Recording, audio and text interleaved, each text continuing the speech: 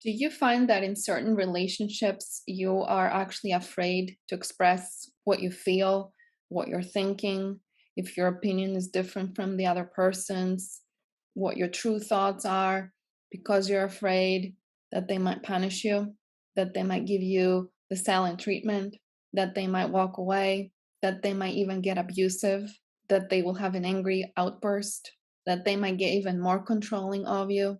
That they're going to take away something that's really important to you, that they're going to manipulate you, that they're going to guilt trip you and shame you and punish you in all the ways. If you're walking on eggshells and you're trying to keep the peace, this video is for you.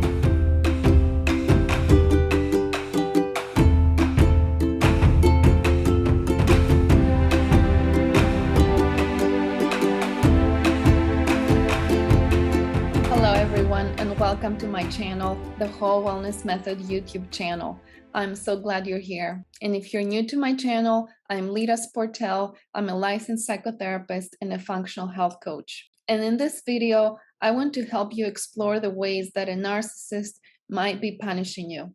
I want to call out these behaviors in a very short little video that I think you'll find very, very valuable. Join my friend and colleague, Gilli, Henson, and I in this powerful conversation. Let's get to it.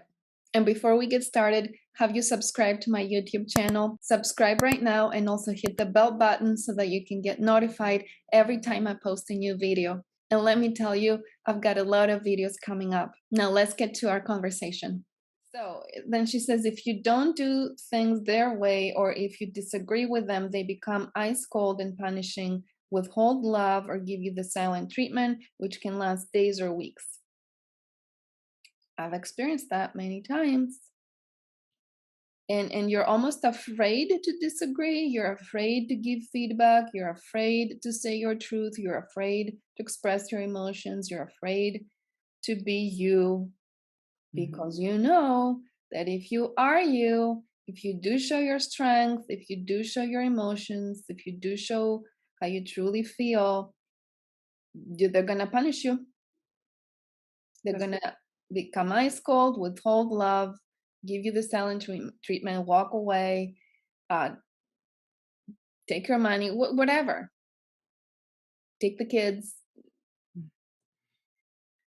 Not fun. But I've seen it in my work with couples. I've seen it in my work with clients. I've experienced it myself. And it can be also very abusive because if you do step up and be you, then they can, harm you physically. They can harm other objects in the house. I've had that happen to me where something he had bought for me that was my favorite thing. There was a momentary call that actually stepped into my power and said a couple things that I didn't agree with and I didn't like in a relationship, and took that watch, smashed it into many bits of pieces. And it's that punishing behavior of, you're not gonna admire me, you're gonna have anything else other than how I want you to be. Right, Here's the price to pay. right. I've seen that in a work relationship, boss worker dynamic.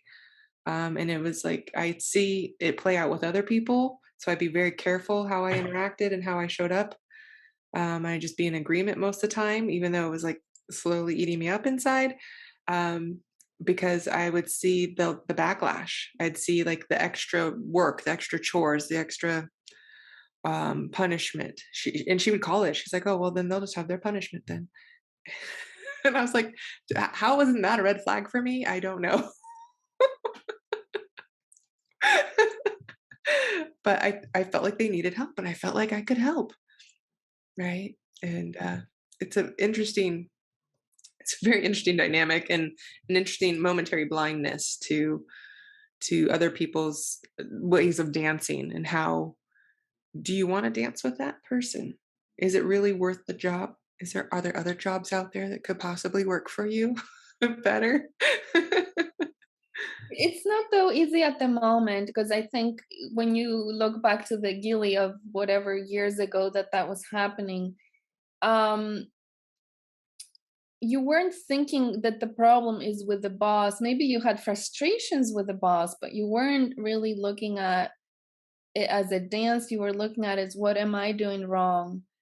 They're even doing me a favor that I'm possibly there, or that I have a job when others don't. I mean, Yeah. I'm not in your head to know, but a No, it's lot of, exactly.